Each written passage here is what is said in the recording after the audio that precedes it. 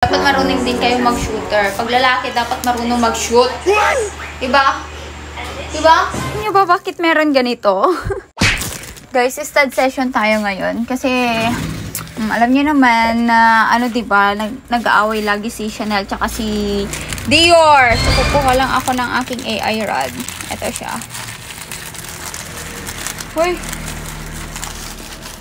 Hirap naman. O, yan.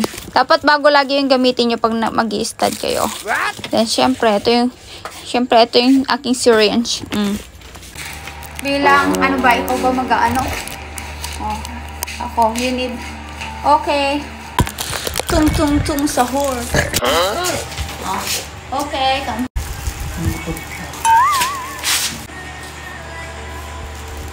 Oh, no!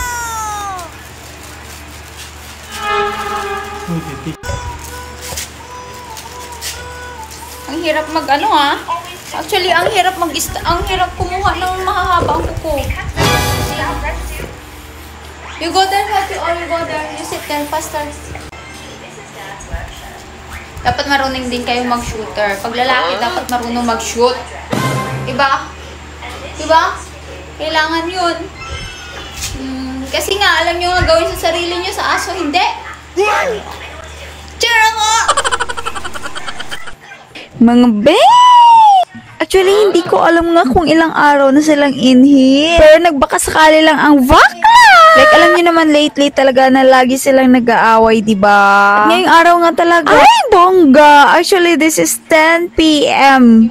Hindi ko naman kasi pwede tong gawin mag-isa. Dahil nga mga bae, kung hindi nyo talaga nalalaman, ay kailangan ng kasama maghawak sa dogs. At sabihin ko sa inyo, napakahirap ng ganito. Minsan, pag pinapanood nyo lang, napakadaling gawin. Lalo na pag ibang aso yung hahawakan mo, risky talaga siya. Kaya ang ate nyo, syempre sa sariling aso lang niya gagawin. Ang sagal ha, grabe. Pero syempre, patience is a virtue. Meron yung magandang biyaya sa matyagang nag-aantay, bae. O, sa mga marites na naman dyan, sasabihin niya na naman pero wag na wag kayo. Napakalaki yung kita ng pagiging shooterers. Kaya wag na wag kayong mangda-down ng kahit na naman pag marangal na pangkabuhayan talaga. At hindi lahat, kahit gaano ka pa ka-strong, hindi lahat kayang gawin yung ganitong bagay. Lalaki nga, nagagawa nila sa sarili na. Dito pa, hindi nila magawa.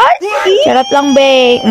Vems, hindi ko na pinatapos si CK kasi nga masyado nang madami. Isang patak lang nito, millions na, be. And best, tingnan natin kung makailan nga tayo ngayong araw for today's video. At eto nga, makaka 20 ml tayo ngayon. Ang dami na, no? Hindi ko pa sila talaga tinapos. Masyadong sabik. Ganon. Charot! And this is the rod na gagamitin natin. Siyempre, paano mo nga naman talagang ilagay sa loob nang walang rod? Isip-isip din. This session nga is si Dior. Actually, nalagyan ko na siya ng isa. Nag-hesitate na nga si Dior. Baka patapos na yung kanya stage, babe!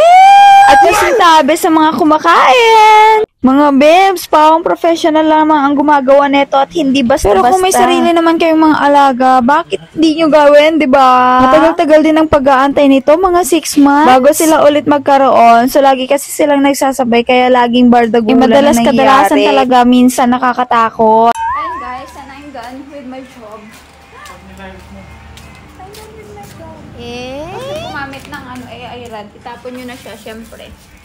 Para hygienic. Kailangan nyo maging hygienic pag pag nag-i-stud kayo ng inyong mga dogs. Yun. Kasi pag hindi, di useless. Pagkasan ko to, syempre. Oh. Hi! Baka mamaya may here. Hugas lang ako ng this one. Syringe. Siyempre. Para sa ganun is malinis ulit bukas pag gamitin. Malapit na naman akong maubusan ng AI rod. Kasi nga